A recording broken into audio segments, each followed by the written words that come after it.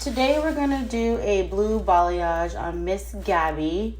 I've already got her section out. I'm going to do diagonal back and then across the center, bricolage in the back. So that was my sectioning. Here I'm trying to decide if I want to use flash lift or a different type of lightener. I actually like this flash lift because it has a bonder inside of it. If you saw in the cupboard, there was other flash lifts. They do not have bonders. So that's what makes this one so significant, and it's easier on the hair and will protect the hair while it's lifting and won't over process. So I went in with the flash and I'm going to just pour to my liking. Some would say don't pour that much, but I like to pour so I don't have to keep coming back and forth. That's just my personal preference. I'm going to use 20 volume so that I don't over process her in the back. And that's what I'm starting out with. Look at that stir. So satisfying. I don't always use one of those. Sometimes I use the brush to stir with.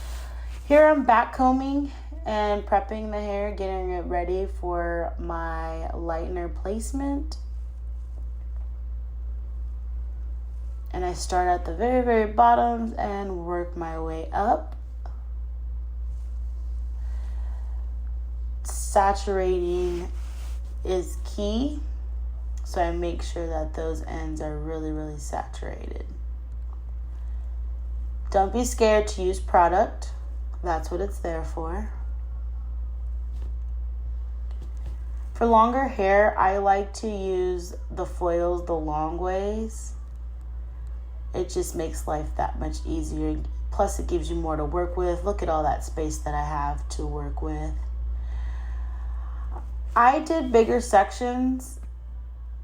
Most would do smaller sections. So with my bigger sections, I am really, really saturating, making sure that I'm getting every nook and cranny on those ends. And she's got pretty thick hair, but it's an ombre, so you can get away with doing bigger parts. If it was a balayage, obviously I would go smaller for a better blend.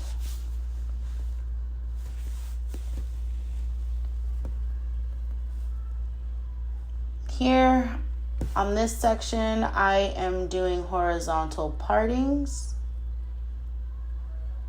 just so that it's even on both sides, and I'm just showing you my horizontal part there.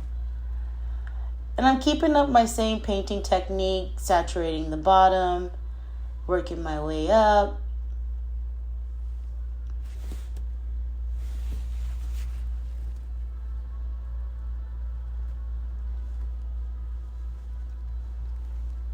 Once again, I'm still doing horizontal partings. And you want to just focus when you're doing a ombre, like I said earlier, from the mids to the ends. Once you start getting higher, it becomes a balayage. In the front, I do go a little bit higher than I do the back when I am doing an ombre, because everybody likes those, what are they called? Signature pieces. So here I went a little bit higher in the front than I would in the back, just to give her some signature.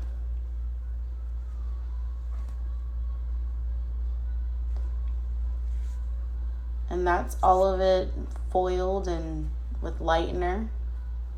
I'm going to show you my bricolage, what I was talking about. I did the diagonal back, and then I went across the middle, and then I did the left side, diagonal back. So you do 2 diagonal backs, and then you do the middle horizontal, and then you do a diagonal back. And that was my method. If I need to draw it, I can draw it for you guys next time, or leave it in the comments. But I'm still sticking with Redken. This is shades. I believe I used a 7P. And 7P has those blues and those purples to cancel out those oranges and those yellows. That's such a beautiful ombre blend. So pretty. She could have stayed right there. But I like to, when I take the foils out, go through and run my fingers over each section just to make sure that, one, it's saturated, everything has lightener on it. Two, that it gets blended so that there aren't any harsh lines.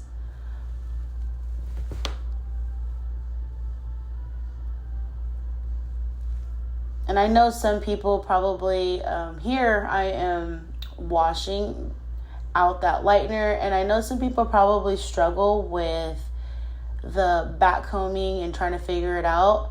I was one who did too, and just with the shampoo and working your fingers through it, you should be able to get that mostly out. And then whatever's left, I used my toner to try to get whatever back combing that is left in there. So I'm working in that toner, making sure I get those roots. You can go section by section, but time is money. So for a seasoned stylist like I work smarter, not harder, and therefore you see me just putting it on and going. It's so funny. I got gloves on and my nails sticking through. I didn't even know that was happening. Okay, so that's the after of the toner. You see it brought it all to one nice level. I don't have multiple colors going on, just the two dimensions. And also it's going to even out my color application of the blue. I'm not going to have holes, I guess you would say, where it's undersaturated.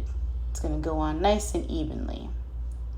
And I would recommend having one bottle per section when you're doing a fun color, because one, you're doing it on dry hair, so you're gonna use a whole lot more. And two, you really want to saturate, because it being a demi color, it's just sitting on the hair, so you want to make sure that you're really saturating to really get as much on there as you can to get the stick.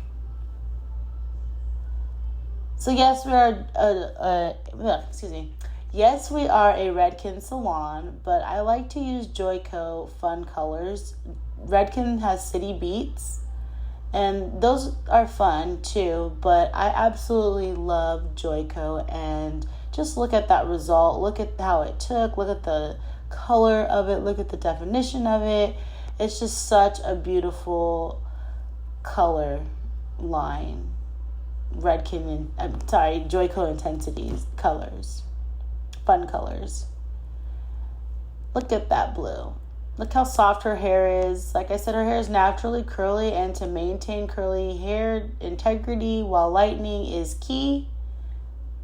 So thank you guys all for watching, and that is the end product. And continue to like and subscribe, and put in the comments if you want to see more.